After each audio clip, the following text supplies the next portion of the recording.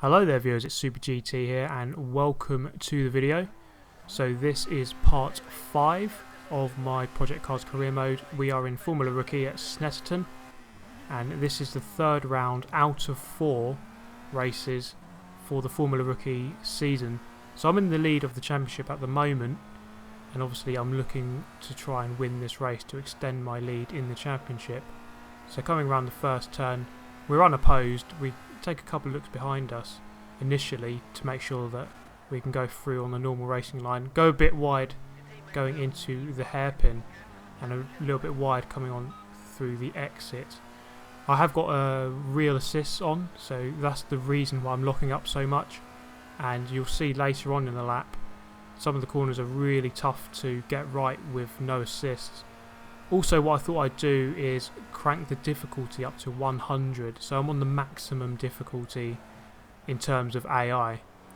The reason I did that is because in qualifying I was on pole position by a 10th on 90 difficulty and I only did one lap, so I thought that's quite easy to get pole position and I've only done one lap, so I thought I'd crank it up to 100 just to really test myself. So this is the really tough corner to get right on the brakes. You see there, I'm so tentative. That guy in second actually tries to go around the outside of me. That's how slow I was going. But you'll see if any of you have done this track, I mean with real assist, it's so hard to get that final corner because the approach to it is curved and you want to brake in a straight line, so it's really hard to master that one. And I actually had a few cracks at it in practice to make sure that I was getting it right in the race. So again, coming into the Montreal hairpin, get on the brakes a little bit earlier this time so I'm not too wide. Take the curb, take plenty of curb, but go a little bit too wide. I opened up the steering a little bit too early and used the runoff, and I seem to have a tyre attached to my car now. But yes, coming up the Bentley straight, coming into the long left-hander here as we go into the Nelson right-hander after the left-hander here. This is again another tough corner to get right. I brake twice essentially to make sure that I do it in a straight line, because if you start doing it in a curve, the car is so easy to spin out. So at the moment we seem to be very comfortable in first, although this is the corner. This long right-hander seemed to be okay.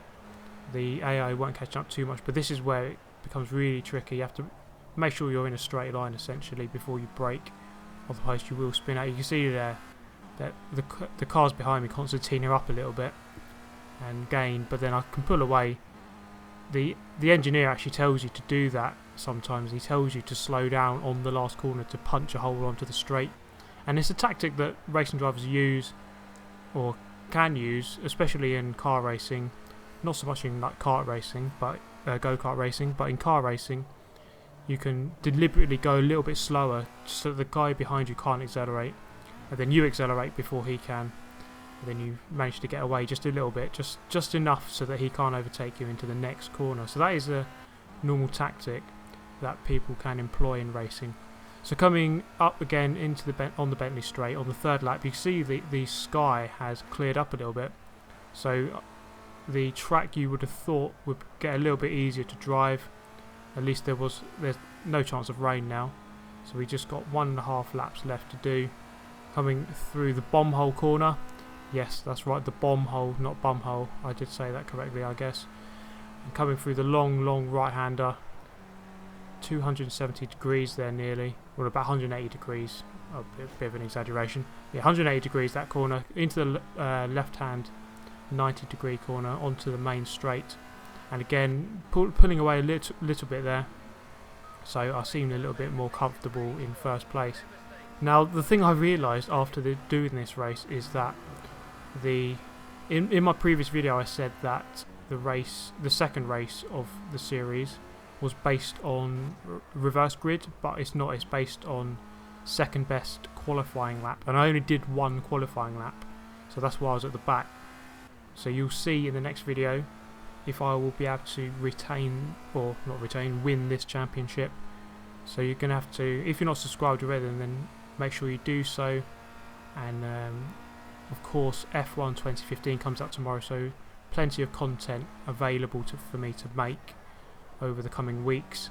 And of course in the longer term we have games such as Forza not Forza Horizon, Forza Motorsport 6 coming out in September. So plenty of games to be coming out in the near future. So of course subscribe if you haven't done so already. Like the video and give me a comment as well. I read most of the comments, and I'll try to answer most of them if I can. So there we go guys. Quite an easy win in the end from pole position. Maybe in the next race I'll qualify on 100 difficulty to make it a little bit harder for myself. But there we go. And the points as it stands now, I'm on 74, second Steve Farrell's on 67 and Michael Foley on 66. So it's getting quite close. Make sure you tune in for the next video to see if I can win the championship. Thank you for watching guys, see you next time.